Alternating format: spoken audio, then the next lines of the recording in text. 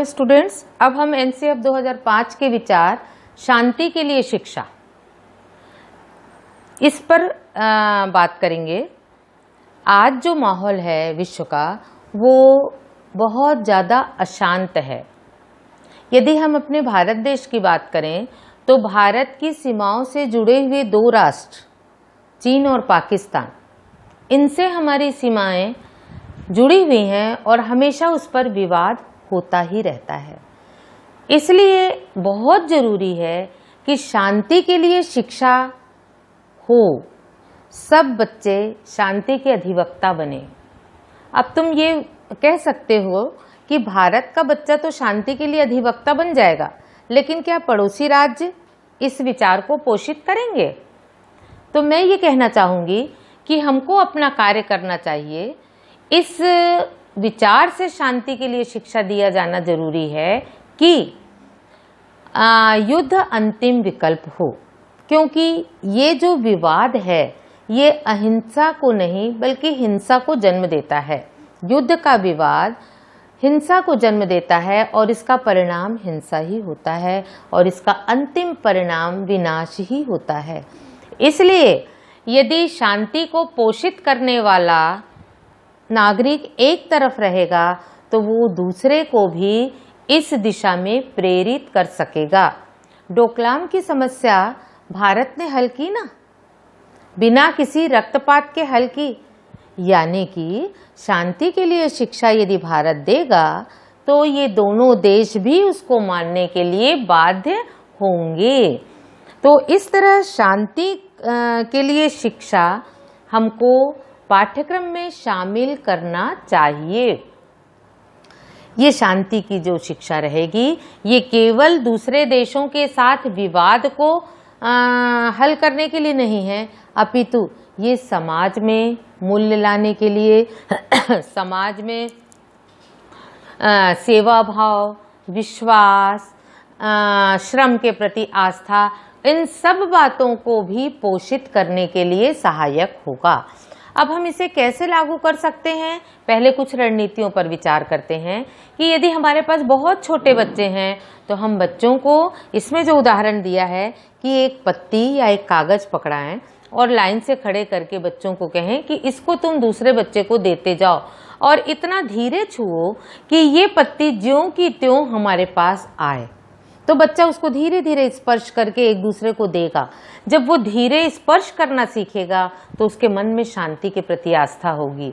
वैसे बहुत छोटे बच्चे भी स्पर्श को पहचानते हैं। यदि उन्हें स्नेह से स्पर्श किया जाए तो वो प्रसन्न होते हैं, लेकिन उन्हें यदि नाराज होकर स्पर्श किया जाए तो वो इस भाषा को समझते हैं।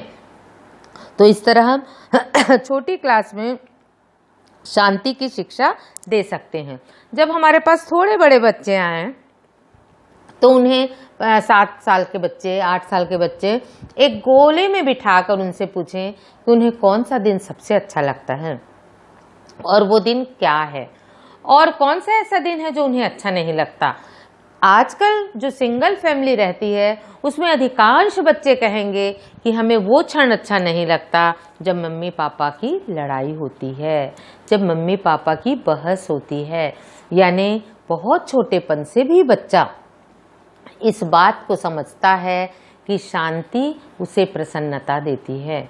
एक टेलीविज़न में विज्ञापन आता है जिसमें 2 कपल्स आपस में मिलते हैं और अपने बच्चों को अंदर के रूम में खेलने भेज देते हैं।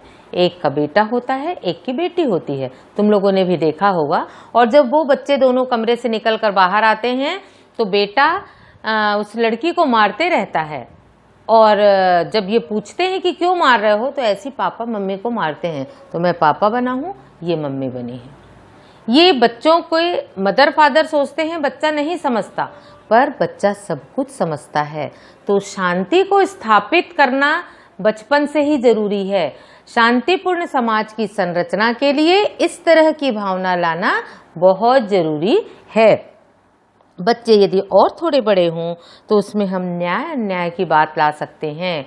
बच्चों से पूछ सकते हैं कि ये टॉफ़ी किसी एक को ज़्यादा किसी एक को कम दिया जाए तो क्या है। बच्चों को ये बात पसंद नहीं आएगी, वो चाहेंगे सबको बराबर मिले। जिसका सामान है उसको मिले। बच्चे अक्सर ये बात करते हैं कि यदि कोई गेस्ट कोई सामान भूल जाता है तो दौड़कर उसको पहुंचाते हैं। यानी बच्चों में मौलिक रूप से न्याय करने की प्रवृत्ति होती है। जब धीरे धीरे वो स्वार्थपरक दुनिया में कदम रखता चला जाता है तो फिर उसके इस तरह की बात आती है कि कभी वो चोरी कर लेता है, कभी वो छीन लेता है। तो ये सब एक्टिविटी बच्चे को शांति के अधिवक्ता के रूप में बड़ा करेंगे और बच्चा शांति को पोषित करने वाला एक व्यक्ति बन जाएगा। शांति के प्रति शिक्षा, शांति के लिए पोषण, शांति के प्रति आस्था, ये सब के लिए शिक्षक को चिंता करने की ज़रूरत है, शिक्षाविदों को चिंता करने की ज़रूरत है। कैसे वो इस चीज़ को बच्चों में लाएं। शांति के पाठ को पढ़ाते पढ़ाते अपने आप बच्चा नैतिकता के पाठ को पढ़ लेता है, उसमें नैतिकता का विकास होता है, वो समाज के प्रति अपने दायित्व को समझने लगता है, दायित्व बोध उसमें आता है।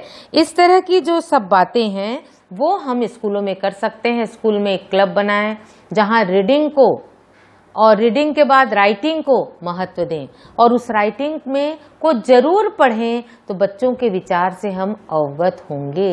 यदि हम बच्चों में स्कूल में एक ऐसे क्षेत्र को, एक ऐसे जोन को विकसित कर दें जहां पर बात करना मना है, अध्ययन करना अलाउ है, तो देखना कि बच्चे निश्चित रूप से वहां पर शांति को बनाए रखेंगे। पहले वो भौतिक शांति बनाएंगे और धीरे धीरे अंदर की शांति की ओर प्रवृत्त होंगे। तो बच्चों में शांति को समझना, शांति के प्रति अपनी विचार को लाना बहुत ज़रूरी है। जो किशोर अवस्था के बच्चे होते हैं इन दिनों हम पा रहे हैं कि वो क्रोधी होते हैं, उनको टैकल करना मदर फादर के लिए बहुत मुश्किल हो रहा है।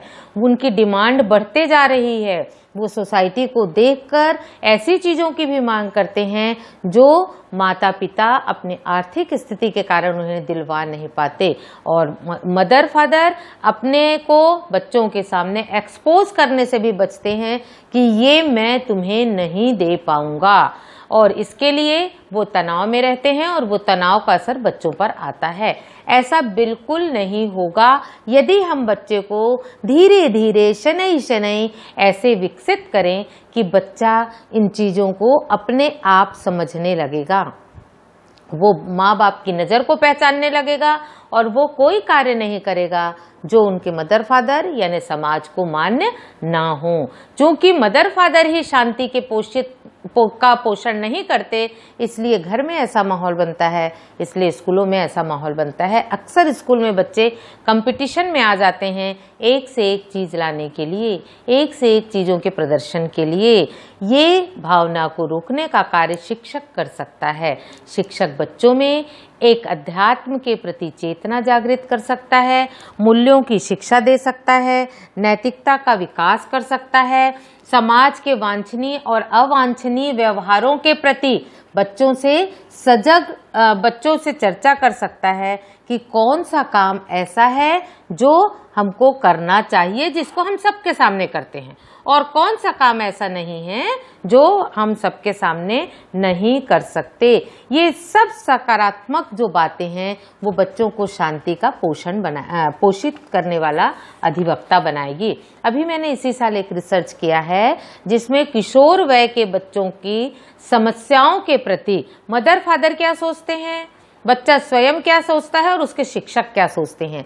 यकीन मानो जब ये इस तरह की बातें प्रश्नावली तीनों वर्ग में दी गई और जब बच्चों से उनकी प्रश्नावली दी गई और बच्चों ने भर कर दिया तो वो किसी ने गलत बात को पोषित नहीं किया, उन्होंने वही बात कही जो सामाजिक रूप से वांछनीय है।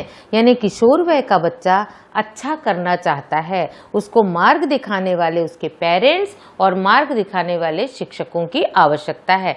100% बच्चों ने स्वीकार किया कि वो मोबाइल देखते हैं और 100% ने ही ये स्वीकार किया कि मोबाइल हमको नहीं देखना चाहिए। इसका मतलब है कि किशोर जो है वो सजग है, इस सजग किशोर को पोषित करने की आवश्यकता है। तो शांति के लिए शिक्षा अत्यावश्यक है, इसको हमको पाठ्यक्रम में शामिल किया जाना चाहिए। धन्यवाद।